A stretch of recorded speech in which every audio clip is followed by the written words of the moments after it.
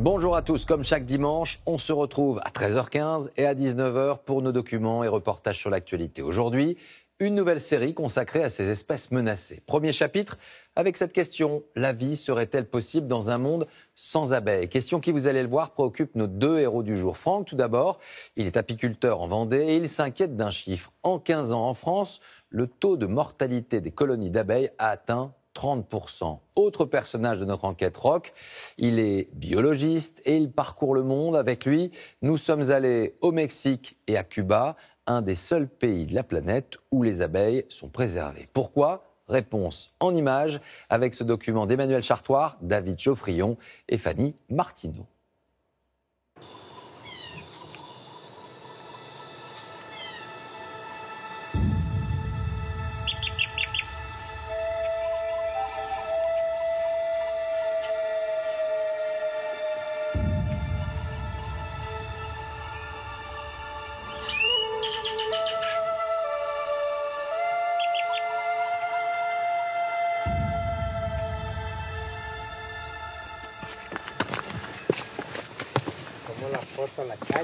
Buenos días.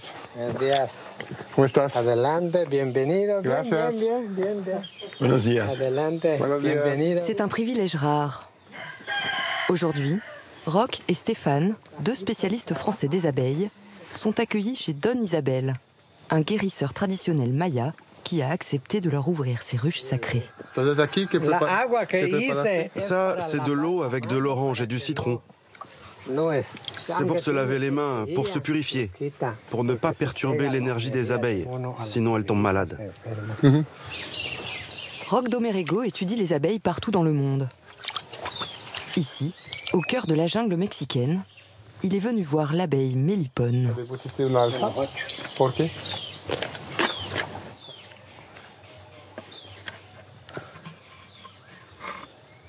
Ah oui, elle est belle, hein? Elle est mieux.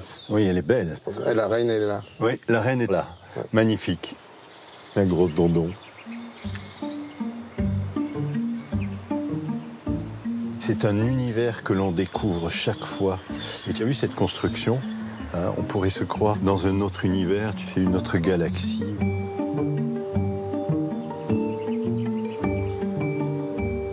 Ça, c'est l'abeille Melipona bichii, qui est l'abeille traditionnelle des Mayas. Ces abeilles-là sont très différentes des nôtres. D'abord, comme elles n'ont pas de dard, elles piquent pas. Elles ont les yeux bleus.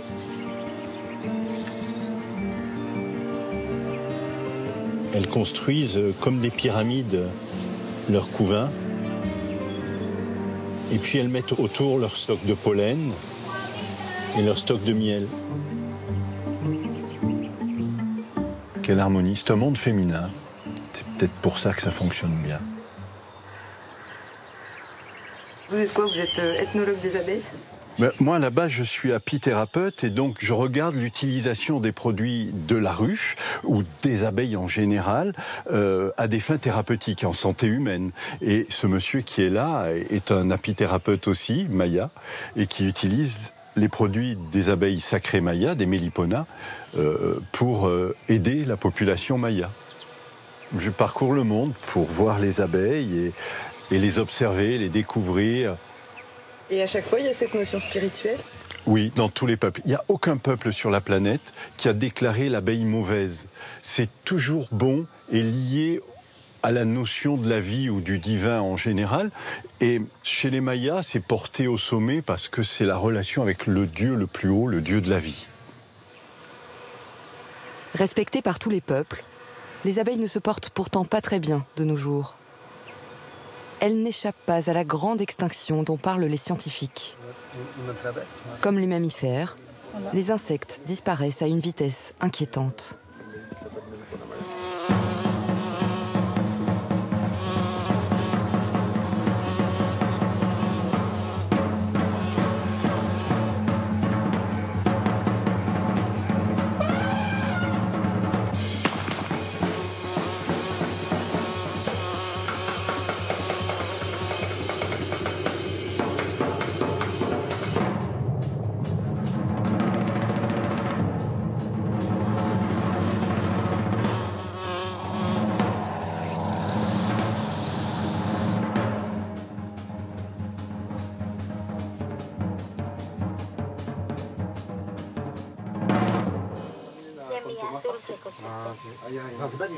Si les Mayas ont toujours leurs abeilles, c'est en grande partie grâce à l'ami de Roch, Stéphane Palmieri, un apiculteur français installé au Mexique. Il est toujours le bienvenu dans les familles. Les villageois le surnomment Señor Abejas, Monsieur Abeille. Voilà. Al rato. Temporada nada más, temporada, el mes de...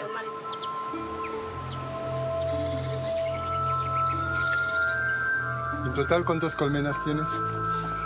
Más, como 40. 40. Aparte de eso. Sí, más las trigonas.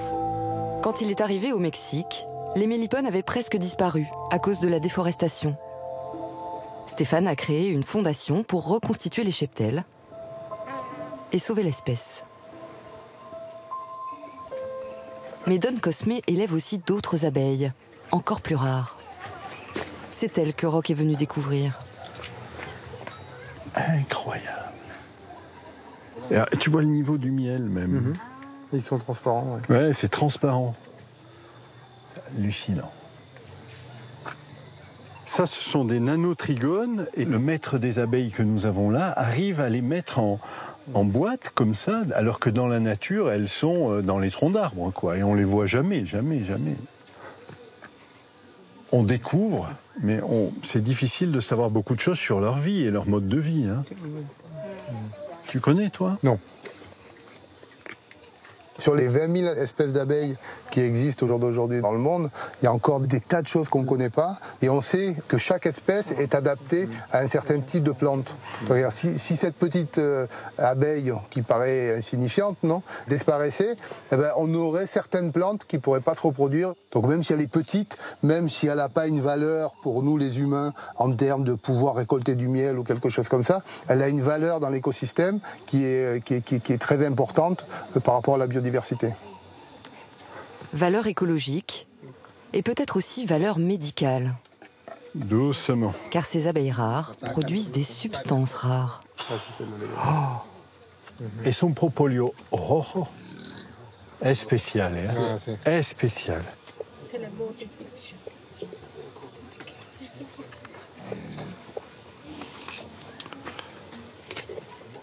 Ça, c'est de la propolis pure de cette espèce d'abeille. Et on est en train de prendre pour pouvoir faire une analyse dans un laboratoire pour voir les propriétés qu'aurait cette propolis en particulier. Chez toutes les abeilles, la propolis, c'est le médicament de la ruche. C'est antibactérien, c'est antiviral, c'est antifongique. Mais ici, cette propolis-là, je pense qu'elle n'a jamais été étudiée, jamais analysée. Et on va regarder s'il y a entre autres des polyphénols spécifiques qui vont justement être peut-être très actifs pour lutter contre certaines pathologies. Muchísimas gracias, señor. Me encanta, me encanta.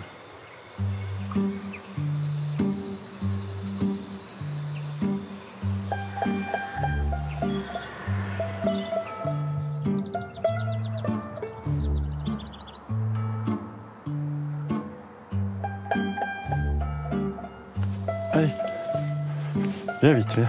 Quand il n'est pas quelque part au fond d'une jungle, allez, viens. Roch vit dans le petit village de son enfance, dans les Alpes de Haute-Provence.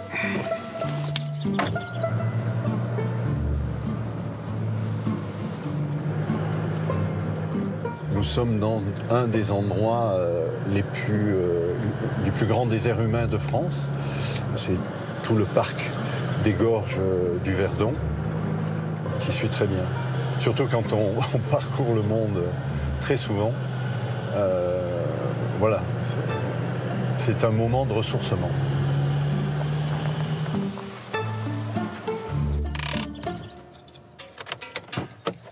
Allez, viens mon petit père. Viens mon Goliath. Voilà. Bonjour Camille. Bonjour, ça va? Ouais. Allez, au boulot. Dans ce site préservé, Roch élève ses propres abeilles. Son rucher est consacré à l'abeille noire. Autrefois présente dans toutes les régions de France, elle a été peu à peu abandonnée au profit d'espèces plus productives en miel. Salut les filles. Ça, c'est une belle petite noire. Hein. Ça, c'est l'abeille de chez nous. Ah, ça, c'est l'abeille de Provence, ouais. Ouais, la fille, je suis d'accord avec toi. Je te fais pas de cadeau.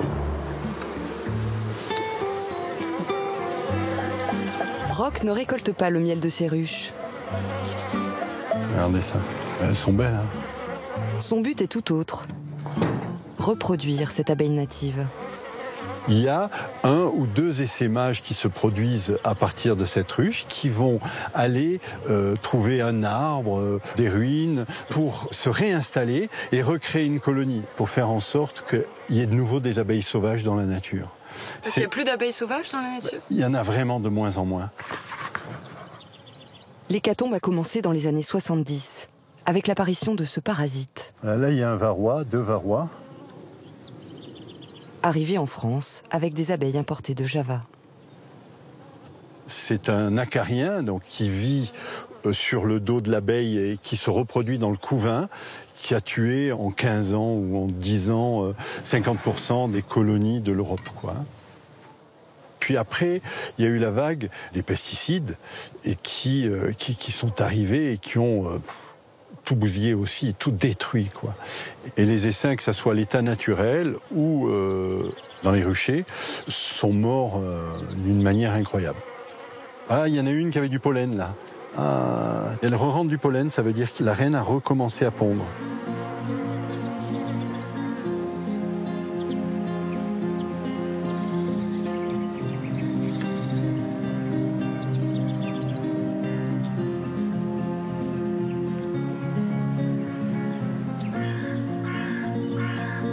Pendant que Roch repeuple les montagnes d'abeilles sauvages, à l'autre bout du pays, Franck Alétru s'emploie à repeupler les ruches des apiculteurs.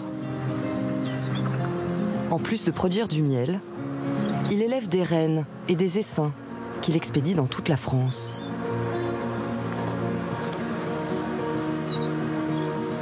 Et voilà la reine. Voilà, là, la reine de l'année, je viens de la marquer à la couleur du code international du marquage des reines. Il y a 5 couleurs, parce que la durée de vie maximum d'une reine, c'est 5 ans. Son métier d'éleveur de reines a permis à Franck d'être aux premières loges pour observer le déclin des abeilles. Quand les problèmes des pesticides à la fin des années 90 est apparu, toutes les années 2000 ont vu une croissance importante chaque année de la demande d'essaims pour reconstituer les pertes de cheptel dues aux pesticides. Donc, au début, c'était quelques centaines d'essaims que je vendais par an pour aujourd'hui plusieurs milliers. À chaque fois, je me dis, je vends des abeilles, je vends des essaims qui peut-être, hélas, vont être détruites dans l'année par des pesticides. Donc ça fait toujours de la peine. Mais le collègue, il a besoin, lui, de reconstituer son cheptel. Franck a eu le coup de foudre pour les abeilles à l'âge de 16 ans. Je la vois, la déventileuse. Elles battent des ailes et elles ouvrent l'extrémité de leur abdomen et on voit une petite glande qui émet une odeur spécifique de la colonie. Toutes celles qui n'arrivent pas à rentrer à cause de nous, elles leur disent « c'est là qu'on habite, venez ». Elles se vérifient aussi, est-ce qu'elles sont de la même maison, de la même famille ?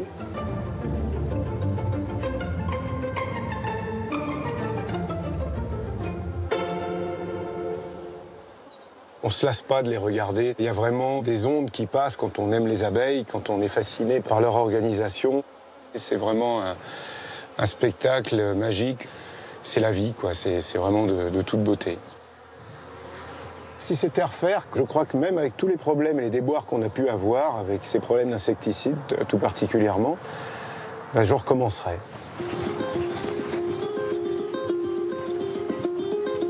Les déboires des apiculteurs durent depuis 20 ans. À la fin des années 90, ils sont des milliers dans toute la France à constater la mort brutale de leur colonie. Bon, alors elle tourne en rond, elle tremblote. Et toutes les butineuses, bon, il n'y a plus aucune activité, il n'y a plus rien, bon, tout le monde est mort. À l'époque, Franck fait partie des premiers lanceurs d'alerte. Pour lui, ça ne fait aucun doute. Ces mortalités sont dues aux nouveaux insecticides mis sur le marché, les néonicotinoïdes. commercialisés sous la marque Gaucho, Cruiser ou Régent. Des ruches qui sont sorties des forêts de châtaigniers parfaitement saines et qui ont produit tout à fait normalement, eh bien ces ruches-là vont perdre au bout de 4-5 jours de butinage sur les tournesols traités à peu près le tiers de leur population, toutes leurs butineuses. Franck prend la tête de la contestation. Après plusieurs années de lutte, les apiculteurs parviennent à faire interdire les néonicotinoïdes sur les cultures à fleurs. Mais ils restent autorisés sur les autres cultures.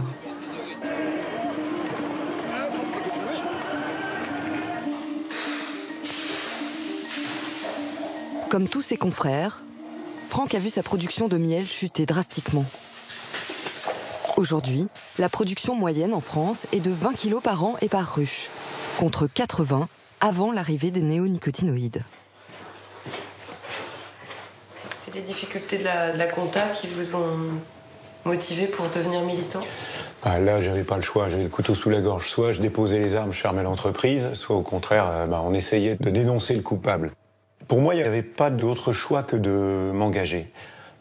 Plusieurs titres. D'abord pour la sauvegarde de l'humanité. 1/3 de notre alimentation dépend directement de la pollinisation des abeilles et 82% de la flore sur la planète dépend de la pollinisation des insectes. Donc quand l'abeille va mal, l'homme va mal, inévitablement. Et les abeilles, c'était le message qu'elles nous disaient. Et nous, les apiculteurs, on n'avait pas d'autre choix que de le dire, que de le relayer, pour sauver nos entreprises, bien sûr, et notre métier, le métier qu'on aime, nourrir nos familles, mais surtout dire « attention, on va droit dans le mur ». On continuait de distribuer ces produits en sachant qu'on semait la mort dans les champs, une mort des insectes et une mort inévitable à un moment donné de l'homme. Donc ça, il fallait absolument qu'on le dénonce.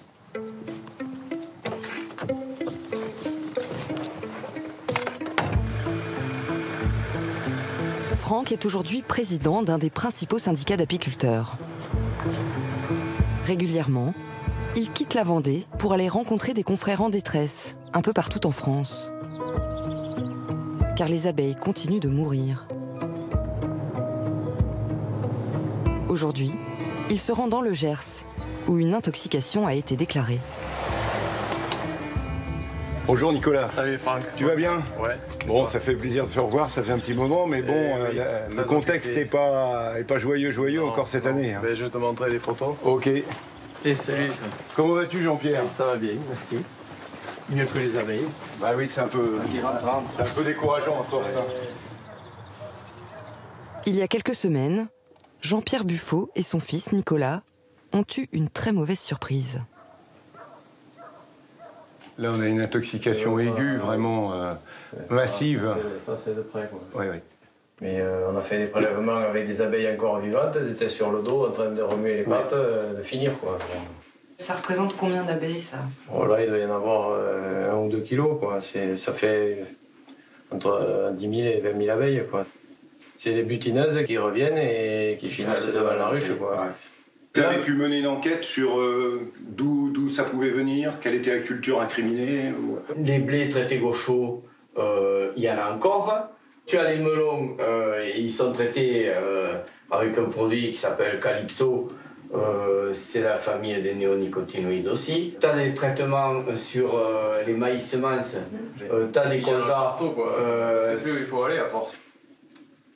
Sur une exploitation de 800 ruches, on perd 300 colonies par an, quoi. C'est la moyenne. Une bonne année, entre guillemets, ça va être 200. Une mauvaise, ça peut monter à 400, voire plus.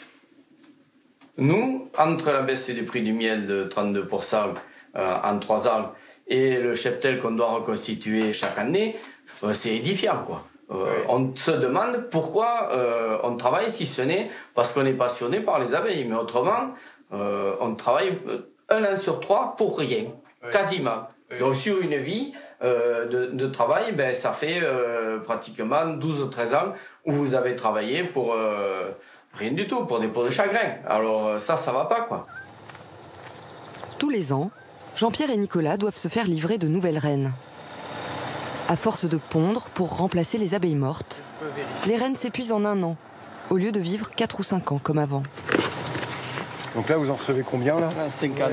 50, ça va compenser une partie de la perte, quoi, une petite partie. Une petite partie, oui. Apparemment, ils ont l'air bonnes. Voilà, la reine avec le point jaune. On les entend qui chantent. Pour bien faire, il faut changer au moins 50% du cheptel tous les ans. Et l'idéal, ce serait de le généraliser, mais bon, là, c'est plus compliqué. Et puis, ça a un coût quand même assez important. Parce que là, le carton, il vaut presque 1 000 €, quoi. Donc, voilà, je vais les mettre.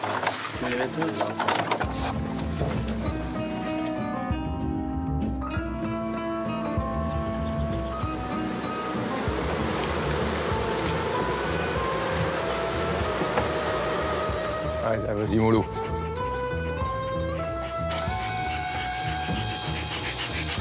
Ça marche pas. Ah, il est asthmatique le tien. Hein. Le tien, on dirait une locomotive de 1950. C'est le jour de la récolte dans le rucher touché par l'intoxication. On peut faire ces deux-là, si tu veux, JP. On voit que c'est de l'abeille douce. Ça, papa. Hop, c'est bon. Là, à vue d'œil, vous allez faire une bonne récolte? Non, là, franchement, on peut regarder. Là, il y a la récolte de ruches. La deuxième hausse, voilà, quoi. Il n'y a rien, quoi. Voilà, ouais. Et c'est tout ce qu'il y a dans la hausse. Bon, ça, c'est quasiment vide, quoi. Je vais faire un contrôle. Jean-Pierre et Nicolas en profitent pour vérifier l'état de santé de leurs essaims. Le couvain, il n'est pas suffisamment compact. Malgré la présence de nombreuses abeilles, les colonies ne vont pas très bien. Là, le couvain, il n'est pas joli. Il est tout éparpillé, mosaïqué. Et ça, en général, c'est des insecticides. Hein. Normalement, ça devrait être tout comme ça, compact. Et quand il y a un trou, ça veut dire qu'elle est morte avant même de naître. De toute façon, ils ne vont pas passer l'hiver, quoi. Moins de population, ça veut dire moins de chaleur dans la ruche. Et donc, le peu qui reste, on va les retrouver très probablement au printemps, une petite grappe comme ça, morte. Voilà, la ruche sera morte. Je te fais une pile de combien, Nico, là, pour que ça t'arrange? Quand vous dites aux agriculteurs qu'on ne met pas trop de pesticides parce que ça tue les abeilles, qu'est-ce qu'ils vous répondent? Il y a un peu de tout. Il y a des gens qui comprennent et il y en a qui jouent pas le jeu, quoi. Puis il y en a qui s'en foutent carrément, quoi. Donc il y a ça aussi. Ça nous est arrivé il y a 2 ans. Oui, il a fallu partir comme des malpropres. Un jeune qui avait 27 ou 28 ans. Si t'es pas content, tu charges tes ruches, tu t'en vas et puis je mettrai un autre apiculteur à ta place. Oui, Nous, on n'est pas là pour nuire à qui que ce soit, mais on aimerait quand même pouvoir vivre notre métier et surtout que, bon, on nuit à personne, quoi. Je veux dire, voilà. Si les intoxications massives sont impressionnantes, elles ne sont pas les plus fréquentes. Le plus souvent, les abeilles meurent loin de leur ruche.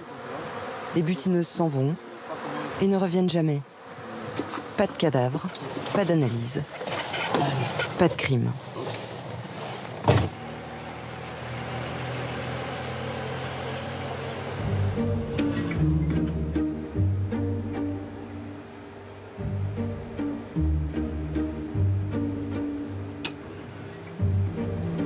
Michael Henry a acquis une renommée internationale il y a 5 ans pour avoir fait la lumière sur ces mystérieuses disparitions d'abeilles. On a une bonne partie des abeilles de France. 600 espèces répertoriées dans cette collection, et sachant qu'il existe 1 millier d'espèces en France. Ça va des plus grosses abeilles comme celle-ci, qui est l'abeille charpentière, jusqu'à des toutes petites abeilles qui ne font que quelques millimètres.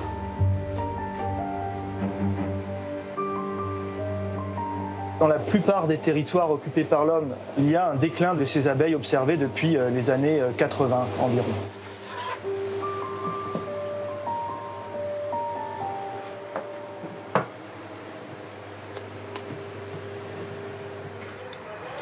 Dans ce centre de l'INRA, près d'Avignon, ce jeune scientifique fait partie d'une équipe de 50 chercheurs qui travaillent sur toutes les causes de la mort des abeilles. Virus, maladies diverses, parasites comme le varroa et pesticides. Celle-là, elle a tout bu au fur et à mesure, c'était parfait. Michael et ses collègues ont mis à profit les nouvelles technologies. Donc l'abeille, dès sa première sortie, sera enregistrée et on va la suivre toute sa vie jusqu'au dernier signal qu'on assimile au non-retour et à la mort de l'abeille. Ces petites puces ont permis de comprendre pourquoi les abeilles s'égarent. Ces substances sont des neurotoxiques puissants qui vont générer une perturbation en quelque sorte de leur boussole interne, c'est-à-dire leur faculté à s'orienter et retrouver le chemin de leur ruche.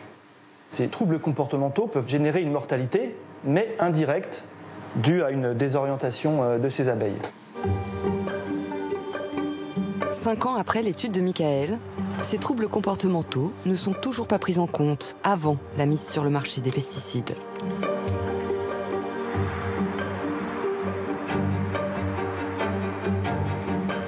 Dans le bâtiment d'à côté, Franck a rendez-vous avec un autre chercheur. Ah, bonjour Franck. Monsieur le directeur, bonjour. Comment vas-tu? C'est fini, je suis le directeur. Non, enfin... Le professeur Luc Belzins a été l'un des tout premiers scientifiques français à travailler sur les effets des pesticides sur les abeilles. Bonjour. Ben voilà, Bonjour. Franck et lui se connaissent depuis 20 ans. On a une étude en cours justement, tu vas voir. On peut voir des effets quand même tout à fait sympathiques pour le toxicologue, mais moins sympathiques pour les abeilles. Et pour les abeilles, oui. Voilà. Tu vois, là, c'est l'étude sur les fameux effets cocktails. D'accord. Où on associe à la fois un insecticide, un herbicide et un fongicide, mais à différents niveaux de doses. C'est-à-dire qu'il y a des doses qui correspondent à ce que les abeilles vont rencontrer dans l'environnement, mais aussi à des doses beaucoup plus basses. On va le voir ici, peut-être dans celle-ci. Ouais, qui chute, ça chute. Voilà, tu vois, ça chute beaucoup. Oui. Elles tiennent pas du tout le cadre, comme on dit. C'est un comportement inhabituel et qui est souvent lié à une neurotoxicité. D'ailleurs, on voit bien, ça tombe comme s'il pleuvait. Là, on voit que vraiment, elles vont très mal. Je pense que demain, ici, on va avoir une dizaine d'abeilles mortes. Voilà, ici. On s'est aperçu qu'un pesticide qui ne tuait pas les abeilles associé à un autre pesticide ou s'il y a une dose qui ne tuait pas les abeilles, quand on les associait, pouvait donner un cocktail explosif. C'est-à-dire de l'ordre de 90% de mortalité en moins de 24 heures. C'est énorme. En gros, de l'eau de rose mélangée à de l'eau de fleur d'oranger et qui va vous donner du cyanure, par exemple. Voilà. Et ça, c'est totalement imprévisible. 0 plus 0 qui va vous donner une grande toxicité. Est-ce qu'on devrait être inquiet pour les abeilles? Alors, on devrait être inquiet pour les abeilles, oui. Ce qui est inquiétant, c'est que si l'abeille décline, on va avoir de l'autre côté la biodiversité végétale qui va décliner. Mais si cette biodiversité décline, en retour, la biodiversité au niveau des abeilles va décliner. Et ainsi, on va avoir des effets comme ça, ping-pong, où petit à petit, tout va s'affaiblir de façon réciproque. On peut se dire que le phénomène va être progressif, c'est-à-dire tout le monde va se décliner lentement. Si ça décline comme ça, on pourra toujours tirer la sonnette d'alarme à temps et se dire il faut qu'on se ressaisisse et qu'on change nos pratiques. Mais le problème, c'est s'il y a un effet de seuil. Le système va s'effondrer. Et là, ça sera irréversible. Et ça, c'est à craindre, l'effondrement. L'effondrement réciproque. Celle-là, elle ne bouge plus, quasiment. Si elles ont des comportements différents. Elle est en train de mourir, elle se vide. Ah oui, c'est énorme. C'est énorme. Elle s'est vidée, là. Ouais. Ouais. La pauvre, elle essaie de se nettoyer un tout petit peu. Mais là, elle est en phase terminale. Là. Il y a un mouvement réflexe sur les pattes arrière. On a pour quelques minutes.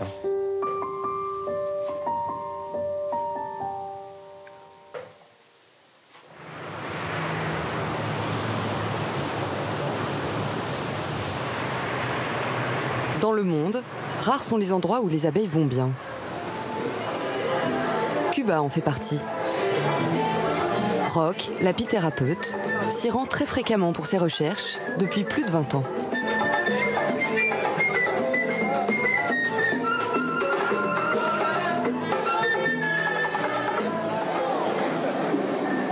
Roch doit retrouver deux vieux amis, deux protecteurs des abeilles à Cuba. Oh, Seigneur! Adolfo Pérez, le directeur de la recherche apicole cubaine, et Guillermo Prado, médecin et apithérapeute lui aussi. Un bon mojito, hein? Si, comme d'habitude. Comme d'habitude, hein? Il faut arriver à Cuba, non? C'est ça. Ça fait longtemps, hein?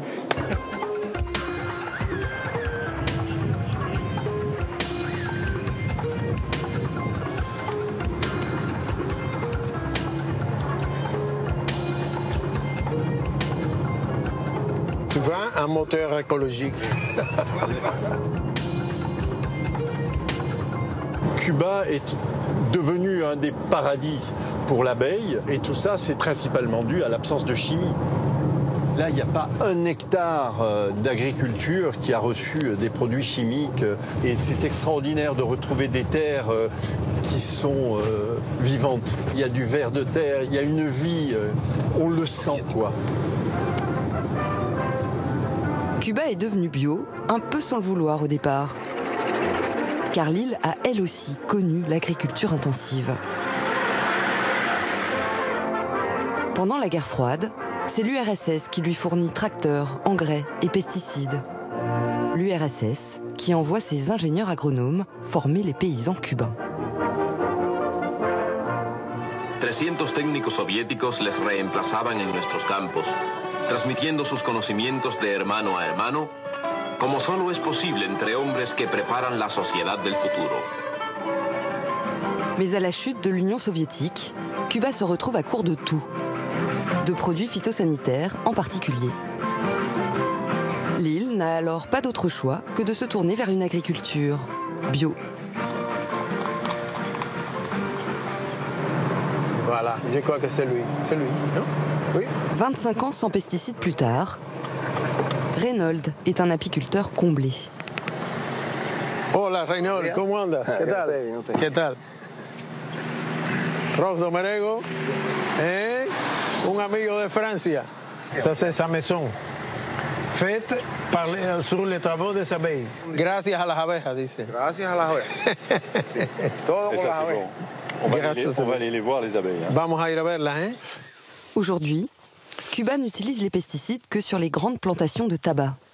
Dans le reste de l'île, les abeilles sont parmi les plus heureuses du monde. Oui, oui, tiens, regarde, ça c'est encore une. Oh, mais il y en a plein là. Là, c'est une apis, ça. Regarde, regarde, regarde. Tiens les pollens también. Melipona. Ça c'est melipona. Si, c'est une melipona. Indicateur de qualité ambientale. Indicateur de qualité ambientale, d'écosystème, de qualité de l'écosystème, absolument. Les agriculteurs se plaignent car ils n'ont pas de produits phytosanitaires. Si. Mais pour nous, les apiculteurs, c'est un bénéfice. C'est un bénéfice terrible. Hein.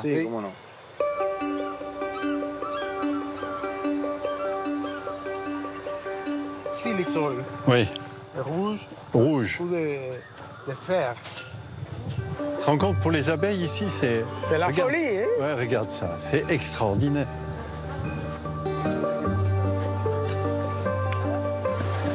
C'est la pleine période de récolte. Ça, c'est des ruches qui ont été récoltées il y a 15 jours à peu près. Il est plein de miel. Il est plein de miel. Regarde-moi ça. Ça coule comme c'est pas possible. Tous les 20-25 jours, ils récoltent 25 kilos par ruche. On est dans une production merveilleuse, mais au fond, on est dans la même production qu'il y a 40 ans en Europe. Hein. C'est pas du tout quelque chose de si exceptionnel que ça dans le passé. Mais aujourd'hui, c'est devenu dans le monde exceptionnel. Reynold produit 112 kilos de miel par ruche et par an, 5 fois plus que la moyenne française. Sa production est exportée, comme la quasi-totalité du miel produit dans l'île. Et avec ça, combien il gagne? Quanto gana? Más de 300 000 pesos cubanos. Plus de 300 000 pesos. Plus de 300 000 pesos cubains. Autour de ça, oui. Ça fait 20 000 $. Mais en fait, tu veux que je te dise, il gagne plus qu'un apiculteur français qui aurait 200 ruches. Que tu ganas más qu'un apiculteur français con 200 colmenas. C'est incroyable. À Cuba, les apiculteurs sont également venus à bout du varroa. Ce parasite, qui décime les ruches européennes, a été quasiment éradiqué ici, par une méthode étonnante mise en place par Adolfo, ne plus traiter les abeilles. Vous pensez que c'est mieux de ne pas soigner? Parce que les abeilles connaissent comment se soigner elles-mêmes. Parce qu'elles ont vécu millions d'années, peut-être 100 millions d'années avant l'homme. Nous avons inventé tous les chimies qu'il y a 60-70 années. Avant ça, qui a traité les abeilles? Personne. Et les abeilles ont résisté. On peut sélectionner les souches qui sont épouilleuses, c'est-à-dire qu'elles luttent contre le varroa naturellement, et en sélectionnant ces souches, on arrive à les démultiplier et à faire qu'après, il y a des ruchers qui résistent beaucoup mieux au varroa, alors que si tu mets des médicaments, tu reproduis les individus sensibles. Exactement. C'est une sélection négative, voilà. Pas une sélection positive. Tu sélectionnes à l'Europe les abeilles qui dépendent des médicaments, pas les abeilles qui n'ont pas besoin de médicaments. Ça, c'est la différence. On a une mauvaise logique, selon vous? Selon moi. Je suis seul. Et une fleur ne fait pas le printemps. Hein.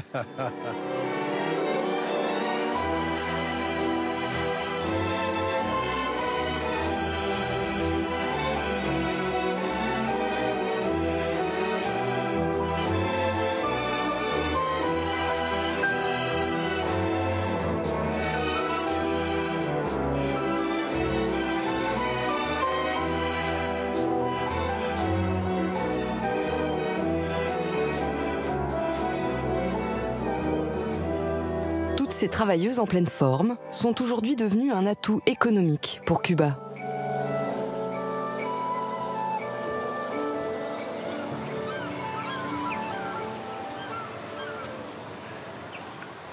Tiens, Fernando est là. Aujourd'hui, Roch vient faire du business. Hi, Fernando. Good morning. How are you? Nice to see you again. Nice to see you. Yeah, that's good. Fernando Funes, ingénieur agronome, diplômé en Hollande, a créé cette ferme il y a 6 ans. Ici, les cultures sont menées selon les principes de la permaculture. Entre autres, utiliser les complémentarités entre les végétaux et les insectes pour obtenir une meilleure production. Quand tu travailles au milieu de la beauté, alors tu travailles mieux. That's nice, absolutely. Les abeilles ont évidemment leur rôle. Et Fernando veille à ce qu'elles soient heureuses. All your farm is organic. The farm is organic. Oui, c'est bio. Et nous suivons le concept de l'agroécologie. On essaie d'être autosuffisant en eau, nutriments et énergie. C'est difficile techniquement, mais on est parvenu à le pérenniser. Roch est en mission pour un laboratoire français spécialisé dans les médicaments à base de produits de la ruche. Aujourd'hui, il y a beaucoup de vent. Elles sont un peu perturbées. Il s'intéresse au pollen que les abeilles de Fernando récoltent dans les palmiers royaux et qui semble avoir des propriétés médicinales intéressantes. Ok, let's check the pollen here. Oh, very nice one, very fresh one, of course. Good quality. Fantastic. We will have the very good opportunity to make medicine with that, not just foods, but real medicine with that. You did a very good job, very good job. Le pollen comme ça est un pollen qui est d'abord riche en protéines. Ça a autant de protéines qu'un steak de bœuf. Et puis il y a beaucoup d'éléments en plus dans le pollen, et en particulier des bactéries, des bonnes bactéries pour reconstituer notre flore intestinale. En ce moment, les laboratoires travaillent de plus en plus sur les produits de la ruche? Oui, de plus en plus. Je dirais même qu'il y a une concurrence qui est en train de naître tellement il y a d'études scientifiques qui ont montré les qualités des produits de la ruche. Et donc, dans le monde, il y a de plus en plus de laboratoires qui s'intéressent aux produits apicoles. Ça peut être un gros marché. C'est un marché énorme. C'est plus d'1 milliard de dollars, par exemple, rien que sur le Japon. Donc oui, c'est un marché énorme. Et des pays sont en avance. Cuba est en avance de par ses choix spécifiques vers une agriculture en harmonie avec la nature. Very nice. Half a kilo in some hours. That's fantastic.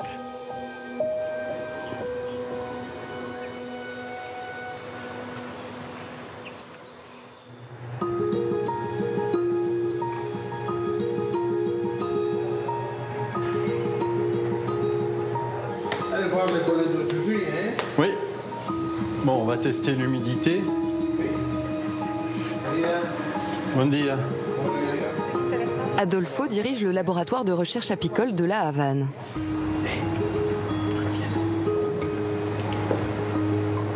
Está bueno, hein? Buonissimo. Pendant que les chercheurs français étudient les causes de la mort des abeilles, son équipe travaille à découvrir de nouveaux médicaments. Par exemple, il travaille sur la propolis. Et les autres collègues d'ici, ils testent la capacité antibiotique du miel. Ça, c'est un merveilleux cicatrisant et un produit anti-infectieux qui va permettre d'assainir les plaies. C'est ce qu'on appelle l'effet détersif du miel, mais aussi antiseptique. Ça nettoie les plaies et ça fait pousser les nouveaux tissus sur les blessures. Pour les grands brûlés, par exemple, pour les plaies surinfectées, c'est très cicatrisant. Ça, c'est de l'extrait mou de propolis, c'est-à-dire c'est vraiment le concentré de matière active de la propolis. Ça, c'est un gros antibiotique. C'est bon contre les bactéries, les champignons et les virus. Et en plus, à l'opposé des antibiotiques, ça travaille avec le système immunitaire. Les antibiotiques qui sont immunodépressifs, c'est-à-dire qui atténuent la puissance de notre système immunitaire, ça, au contraire, ça va travailler avec. Mais ça fait que 20 ans qu'on a l'idée de... Non, pas du tout. Déjà, Hippocrate parlait de la cire noire. Et Napoléon demandait à ses troufions, à ses grognards, d'avoir des boulettes de propolis pour se soigner.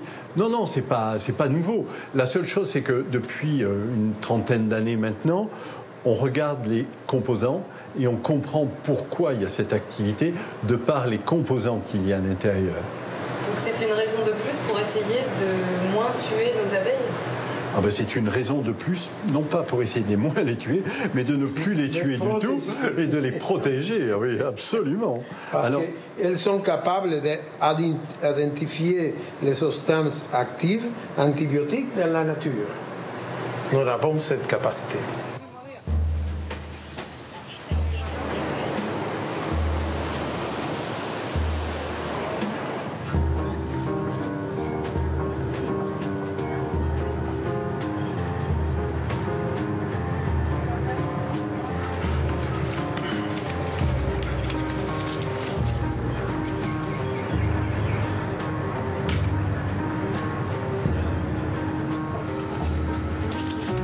Qu'est-ce qu'on apprend? Que le déclin des insectes atteindrait 80% en 30 ans, un chiffre incroyable. Et puis, la cerise sur le gâteau, on recommence comme il y a 20 ans. On nous réautorise un néonicotinoïde, alors que dans la loi de reconquête de la biodiversité, toute la famille des néonicotinoïdes doit disparaître fin 2018. Et là, non, on nous en remet un. On passe par la porte de service, on passe dans le dos des apiculteurs, on se moque du monde. Donc là, c'est un vrai scandale. On est certain aujourd'hui qu'il y a une pression des lobbies qui passe par-dessus les souhaits de la société civile. Et ça, c'est inadmissible.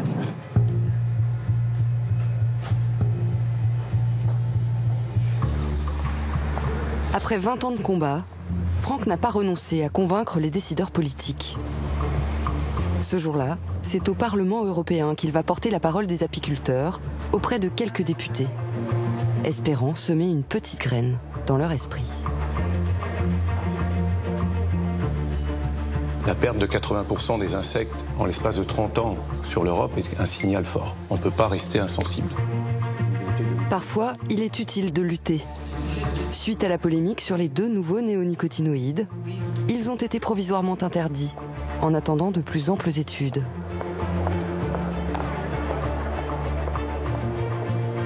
Pendant ce temps, certains anticipent déjà la possible extinction des pollinisateurs. Colony collapse disorder, we still don't know what's behind it. The bees themselves were virtually extinct, so what our ADIs do is effectively stand in for them. On est encore loin du monde décrit dans cette série futuriste, peuplée d'abeilles électroniques. Mais déjà, les premiers prototypes de mini-drones pollinisateurs sont à l'étude, aux États-Unis ou au Japon. Un marché potentiel estimé à 150 milliards de dollars par an. C'est le montant des services rendus gratuitement par les abeilles à l'humanité.